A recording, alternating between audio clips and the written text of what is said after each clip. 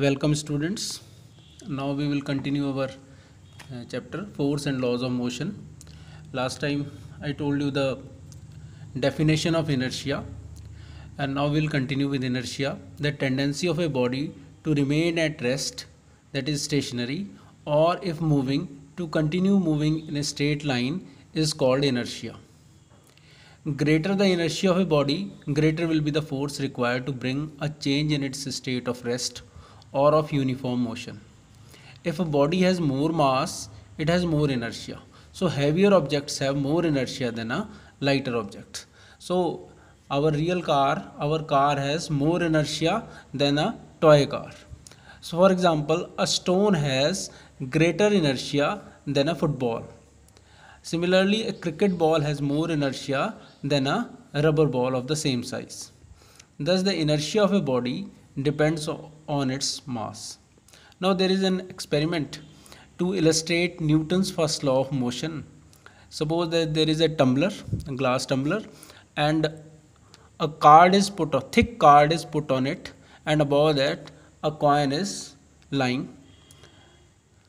If we flick it with our fingers like this at a very high speed, then the card will move away from the tumbler because a force acts on it and tumbler will start moving. It will lose its state of rest due to force, but coin will continue to maintain its state of rest.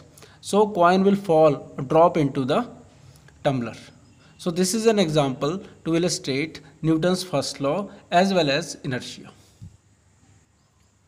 The second part of the first law of motion says that a body in uniform motion will continue to move unless a force compels it to change its state of uniform motion in a straight line. Now we know that if we stop pedaling a bicycle which is moving at a uniform speed, the bicycle does not go on moving forever.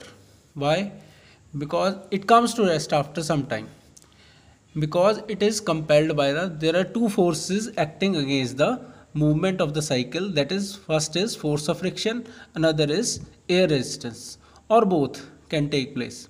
So due to this air friction and air drag or air resistance, after some time the bicycle stops if we stop pedaling. Now if there were no air resistance and no friction, a moving bicycle would go on moving forever. So this is Newton's first law. It says that if there is no air resistance, there is no external force acting on the bicycle or any moving body. Suppose a body is moving in a uniform motion, uniform speed, then it will continue to move forever. But due to air resistance and especially due to friction, it stops. Oh, similarly, we can explain when a car or bus starts suddenly. Now, this is due to inertia also as well as first law of motion. We can explain when a car or bus starts suddenly, the passengers fall backward because of their inertia. The passengers tend to remain in their state of rest even when the car or bus has started moving. This we have already observed.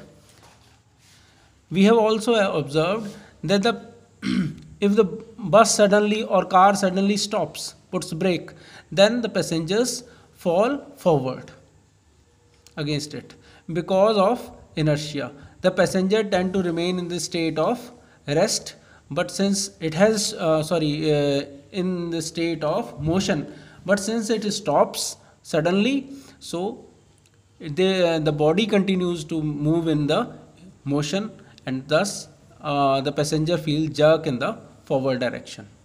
Now another important topic is momentum. Momentum of a body is defined as the product of its mass and velocity. Thus we can say momentum is equal to mass into velocity, and momentum is denoted by P. So P is equal to m into v, velocity or speed you can say, but momentum is a vector quantity where P is equal to momentum.